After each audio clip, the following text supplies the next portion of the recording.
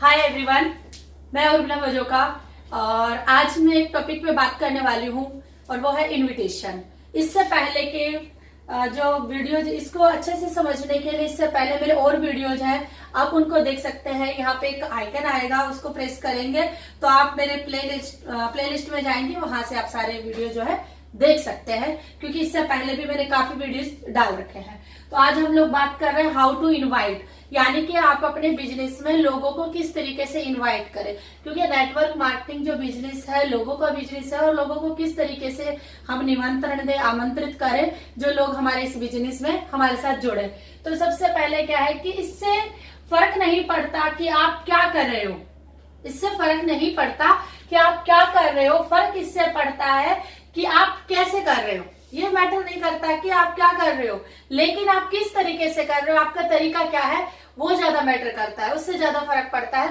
तो किस तरीके से लोगों को इनवाइट करना है, ये ज्यादा मैटर करता है। कि आप इनवाइट कर रहे हो ये मैटर नहीं करता, किस तरीके से कर रहे हो ये ज्यादा मैटर करता है। क्योंकि आप जिस तरीके से इनवाइट करोगे उसी तरीके से लोग आपके पास आएंगे।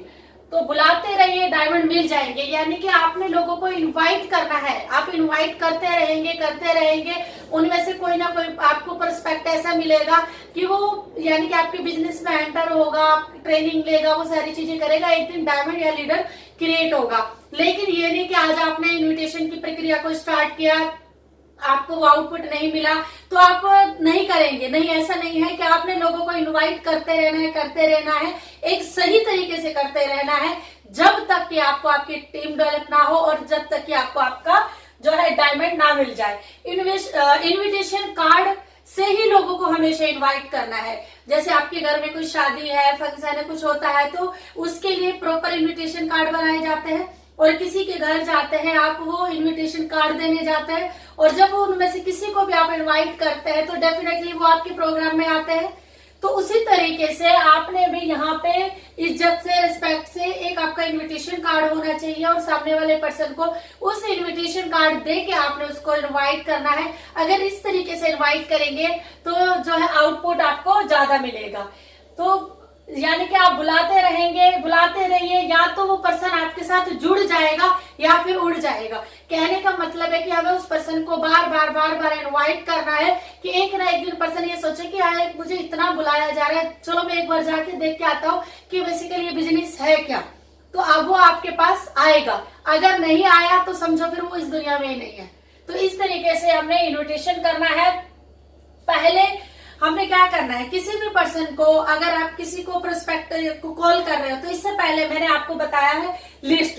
आप वो वीडियो जाके देख सकते हैं मेरी की लिस्ट किस तरीके से बनाई जाती है, और लिस्ट में मैंने बताया है कि हमें सबसे पहले किन पर्सन से बात करनी है। तो यानी सबसे पहले हमें ये देखना है कि किसकी प्रोस्पेक्टिंग करनी है, किस प्रोस्पेक्ट को पहले हमने कॉल लगानी है, बात करनी है, प्रोस्पेक्टिंग करनी है।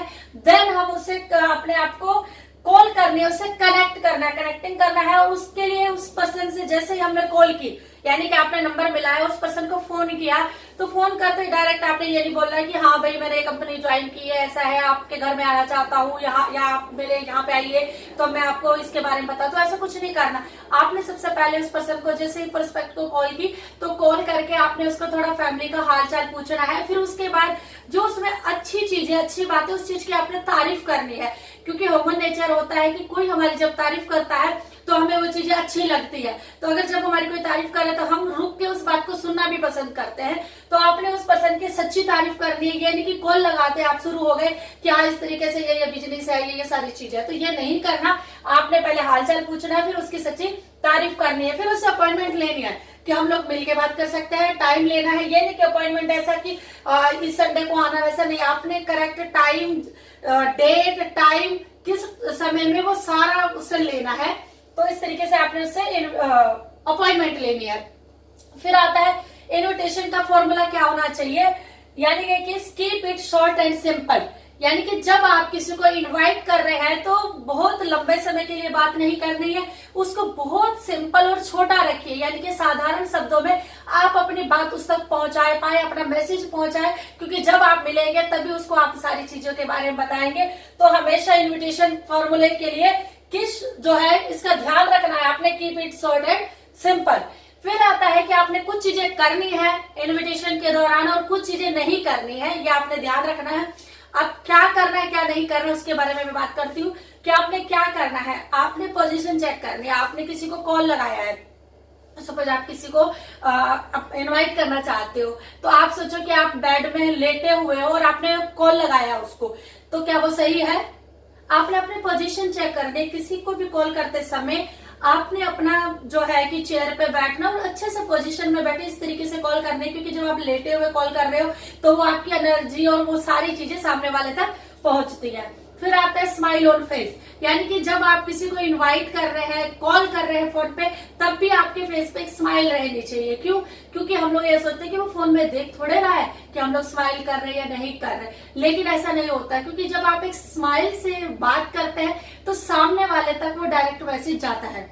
तो इसीलिए जब भी किसी भी प्रोस्पेक्ट से आप बात करें, उसको इनवाइट करें, तो आप अपनी पोजीशन चेक कीजिए, आप किस तरीके से बैठे हैं, और सेकंड आपके फेस पे स्माइल होनी चाहिए। और मैंने ऑलरेडी आपको बताया इनविटेशन कार्ड का आपने यूज करना है। आपके पास आपके नाम का एक इनविटेशन कार्ड होना चाहिए।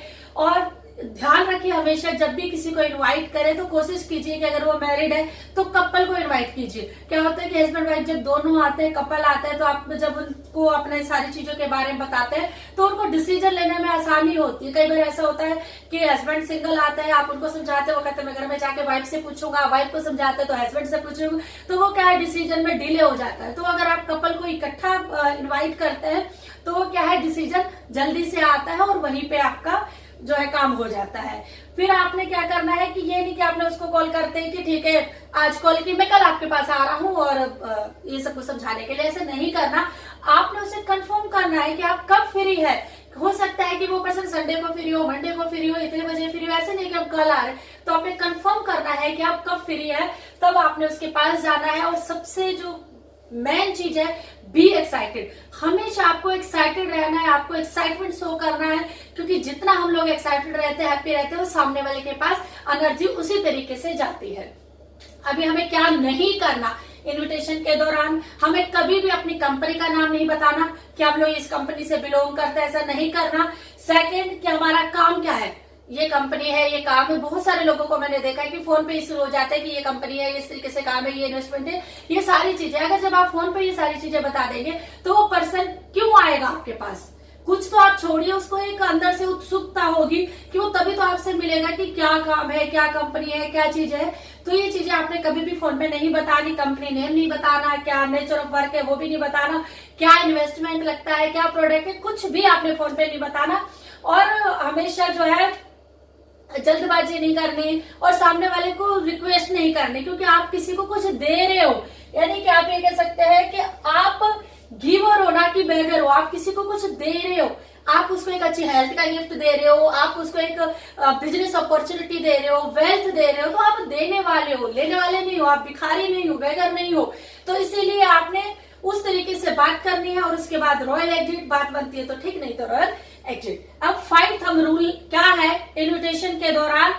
क्लियर द नाइट, यानी कि आप किसी भी पर्सन को लेके जा रहे हैं, क्योंकि आप बिजनेस में है, तो आप इन्विटेशन के दौरान आप अपने अपलाइन को, स्पॉन्सर को, किसी को भी उसके पास लेके जा रहे हैं, तो आप उसने आइडेंटिफाई करना है कि आप जिस पर्सन को लेके आ रहे हैं वो पर्सन है कौन। यानी कि उस पर्सन से मैंने कितने सीखा है जिसकी वजह से मैं ये सब कुछ कर पाया। क्योंकि जब आप उसको आइडेंटिफाई करेंगे तभी सामने वाला पर्सन उसको रिस्पेक्ट देगा और उसको ज्यादा ध्यान से सुनेगा। फिर आता है जो ऑलरेडी मैंने बताया आपको, ऑलवेज यूज इन्विटेशन कार्ड।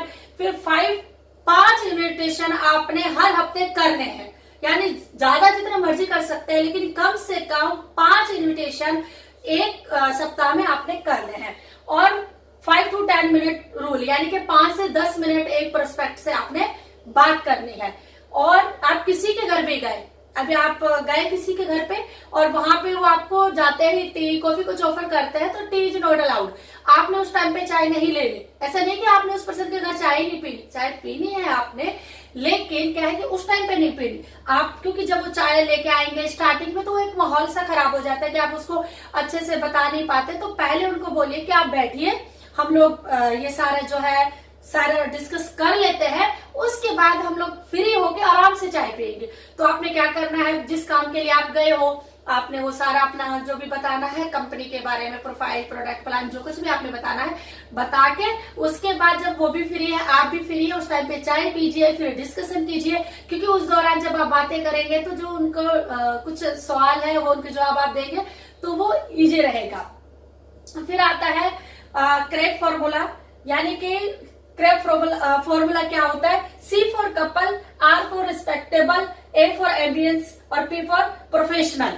यानी कि अगर आप किसी से भी बात कर रहे हैं तो जो मैंने आपको ऑलरेडी बताया है कि वो कपल से बात करे, कपल होगा तो ज्यादा इजी रहेगा आपके लिए, क्योंकि डिसीजन वही के वही हो जाएगा। और रिस्पेक्टेबल कि यानी कि वो लोग आपकी रिस्पेक्ट करते हो और वो एक रिस्पेक्टेबल फैमिली से बिलोंग करते हो, अच्छे होने चाहिए। सेकंड एम्बियंस यानी कि उनको जिंदगी में कुछ करना चाहते हो, जिनकी कुछ इच्छाएं हैं, सपने हो, ऐसे लोगों से मिलिए। और प्रोफेशनल कि वो एक प्रोफेशनल और आप भी प्रोफेशनल बन के जाइए, और वो क्योंकि आप अगर प्रोफेशनल बन के जाएंगे तो सामने वाला भी आपके सामने वैसा ही बिहेव करेगा।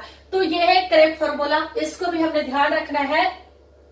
इन्विटेशन करते समय कुछ बातों का और भी ध्यान रखना है, कुछ एक दो बातें और है जिनके ऊपर हम लोग चर्चा कर लेते हैं कि आप जब इन्विटेशन कर रहे हैं या किसी से बात कर रहे हैं तो कभी भी आपने हिचकिचाना नहीं है अपने बिजनेस को लेके। मैंने बहुत सारे लोगों को देखा है कि अपने बिजनेस के बारे में या अपने प्रोडक्ट के प्लान के बारे में बताने के लिए झिझकते हैं, तो हमें हिचकिचाना नहीं है, झिझकना नहीं है, मतलब अब निडर होके अपना ये इसके बारे में बताना है, इन्विटेशन करना है।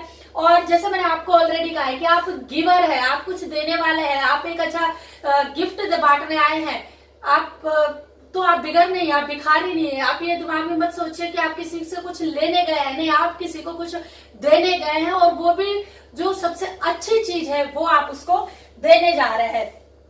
और अपनी जो सेल्फ की इमेज है उसको हमेशा हायर रखिए, क्योंकि जब आपकी इमेज खुद की हायर रहेगी, लोग आपकी रिस्पेक्ट करेंगे, आपके अंदर कॉन्फिडेंस आएगा। और कॉन्फिडेंस से बात कीजिए, क्योंकि जब हम लोग फुली कॉन्फिडेंट होते हैं तो वो सामने वाले तक हमारा वो मैसेज जाता है, वो कन्वे हो पाता है, तो सामने वाले को इजीली समझ आता है। क्योंकि जब हम लोग खुद कॉन्फिडेंट नहीं है, ना अपने पर, ना अपने प्रोडक्ट पर, ना अपने प्लान पर, तो सामने वाला कैसे होगा? तो इसीलिए हमेशा हमें कॉन्फिडेंट रहना है। तो ये कुछ पॉइंट्स है फ्रेंड्स, आज मैंने आप लोगों को बताया है इन्विटेशन के। अगर इन सारे आप ध्यान रखेंगे कि किस किस तरीके से हमें लोगों को इन्वाइट करना है और क्या क्या करना है, क्योंकि बहुत सारे लोग आप में से अभी वीडियो देख रहे होंगे, किसी न किसी कंपनी में काम करते होंगे, लेकिन उनको इन्विटेशन करने का प्रॉपर तरीका नहीं आता, जिसकी वजह से वो लोगों को इनवाइट नहीं कर पाते, टीम बिल्ड नहीं कर पाते। तो ये आपने इन पॉइंट को ध्यान में रखना है इन्विटेशन के दौरान। अगर आप इन पॉइंट के तहत लोगों को इनवाइट करेंगे तो डेफिनेटली लोग आपके पास आएंगे और आपको सक्सेस मिलेगी। धन्यवाद।